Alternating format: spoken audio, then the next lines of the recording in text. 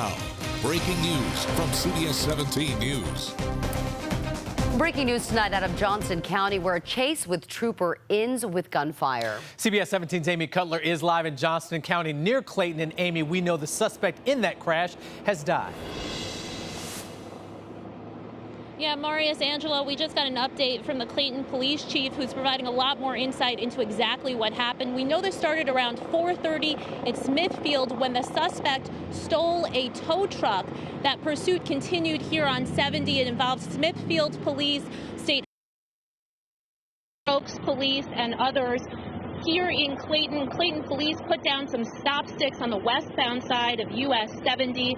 The tow truck, they say, hit those stop sticks, somehow went airborne, crossed the eastbound lanes, ended up in a field, and eventually hit a tree.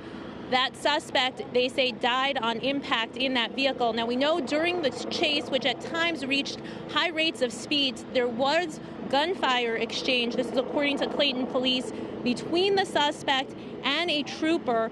Fortunately, the trooper, all of those officers doing just fine, no injuries there. At this point, Clayton police could not confirm if the suspect was hit with any of that gunfire. They say that will, of course, be part of this ongoing investigation. At this point, if you are headed out into the Clayton area by US 70 business, you want to know that they have reduced the eastbound lanes to one lane, and there is some traffic headed that way. Westbound side, both lanes of traffic are open, but they are going kind of slower as people come to check out the scene. Again, a very active scene out here. State Highway Patrol investigating along with Clayton Police. We will be out here. We will keep you posted both on air and online. For now, we are live in Clayton. Amy Cutler, CBS 17 News. Amy, thank you. A security scare shuts down a main gate and several roads around Fort Bragg just before rush hour. Military police stopped a driver without the proper ID and discovered a suspicious metal box in the back of his truck. CBS 17's Sheena Elsley live tonight at Fort Bragg. And Sheena, what have you found out since 5 o'clock? Well, within the last 20 minutes, we found out that the road opened back up. The All-American Expressway opened up, so you can now get through and go straight to the gate. Now, but we did find out within the last few minutes that the driver that caused it to shut down for hours has been arrested. Now, military officials tell me they stopped that driver in a white pickup truck. He didn't have ID and gave multiple names. Then they say a military police officer found that suspicious package in a locked box. They've since opened the box and everything was clear, but this is the second time in the last few months that this entrance gate shut down because of someone or something suspicious. Investigators now looking into that too. Well, we're looking at it. I don't know that this is an indication of a broader threat. We do have criminal intelligence experts that look at this and try to determine if it's part of a bigger probing or a bigger threat out there, but we don't have any indication at this time that there's something more nefarious at stake here. Now, there's no word yet on exactly what was inside of that box after today's scare or exactly what the charges are against that driver, but we do know he's being held in the Harnett County Jail today and will move over to U.S. Marshals tomorrow. Military officials also tell me they're stepping up security because of those threats and because of the holiday right around the corner. Live at Fort Bragg, Sheena Elsley, CBS 17 News. And CBS 17 sent out this breaking news alert as soon as we found out about the security alert. You can get all the latest breaking news and weather information with the CBS 17 apps, and you can pick the alerts that you want to receive. Happening now, Atlantic Avenue in Raleigh is back open tonight after being shut down for almost 24 hours. This is a live look at traffic in the area right now. Now, the city had to shut down that busy street Sunday from Wicker Drive to East Whitaker Mill Road because of a water main break. Now, we spoke with drivers waiting in long lines who said between road construction and the break, traffic in Midtown has become a headache. I think it's inconvenient. It threw me off. I don't know where to go. It's, detour all over the place. Then you have the road closed down over here, too, to the right. So it's, where do you go, A spokesman for the City of Raleigh Public Works Department said a pressure surge known as a water hammer appears to have caused that break.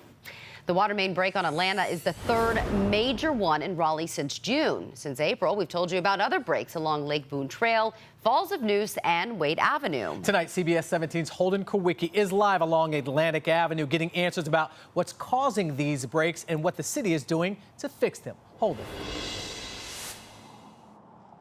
Well, Marius, Angela, a city spokesman tells me that they're trying to be proactive in fixing these breaks long before they happen. But the problem is an aging infrastructure could cost taxpayers more than $1 billion to fix over the next decade.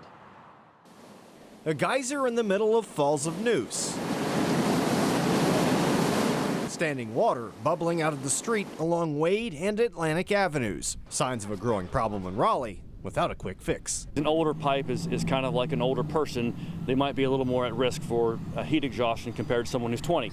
Likewise, if you have a pressure swing, pressure spikes in the system, an older pipe is going to be more vulnerable to failing. Senior utility analyst Ed Buchan says the city of Raleigh budgets roughly $13 million a year to fix about 300 breaks. We're investing a lot of money in replacing aged and poor condition sewer and water systems, so that whole thing is there to minimize it. Again, you're never going to make it go away entirely. That only addresses part of the problem, as corrosive soil and aging infrastructure are creating a perfect storm of sorts under our streets. A lot of these older pieces of the infrastructure are in the downtown corridor, which have a lot of neighborhoods. A lot of businesses are downtown, so when they do have an incident, it does affect a lot of people. Buchan says the city is typically able to replace most water main breaks within a day, but one thing they can't buy their customers is time. You probably can't ever get rid of all of them, because if it's a pressure issue, some of it's system management. We just have to get people to manage that a little bit better. But so we're trying to take a proactive approach to this.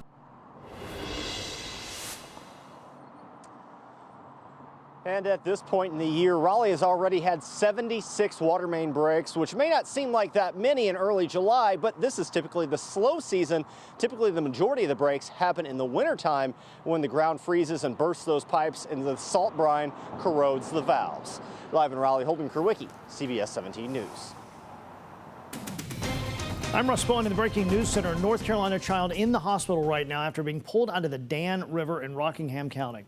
The boy and his family were swimming around the Lindsay Bridge when the boy became trapped in that fast-moving water you see.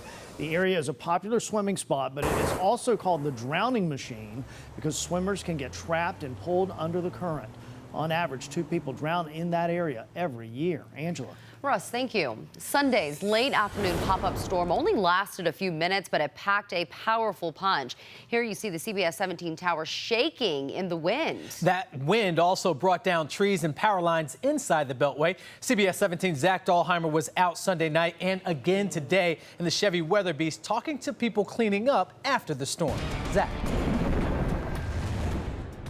Yeah, right now we're on Bird Street. This is an area that's seen a lot of damage from yesterday's storm. In fact, 2 houses that had trees falling through them. We showed you one at 5. Here's the other one at 6. You could see just this hole right here through the top and just the imprint of where this tree was laying on last night in a storm that people around here told me they said that it came through here in a matter of minutes. Now let's show you some video from Sky I-17 showing all around the neighborhood. This is around Anderson Drive near 5 Points. City officials told me they've responded to 24 different calls overnight of trees down. They've also seen several power lines down. One man told us he couldn't believe the amount of damage walking near Kiwanis Park earlier today.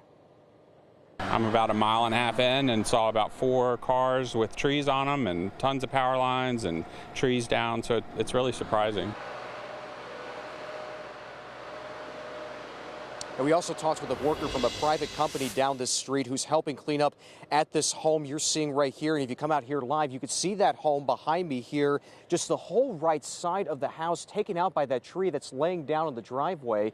You see what looks like a closet door that's up there after the tree took out that side of the house. As for that worker, he tells me he expects to be out here in this neighborhood cleaning up for the next 2 days. Live in Raleigh, Zach Dahlheimer, CBS 17 News. Incredible images, Zach. Thank you. Whatever the weather is doing, from storms to extreme heat, you can always count on CBS 17 for the very latest information.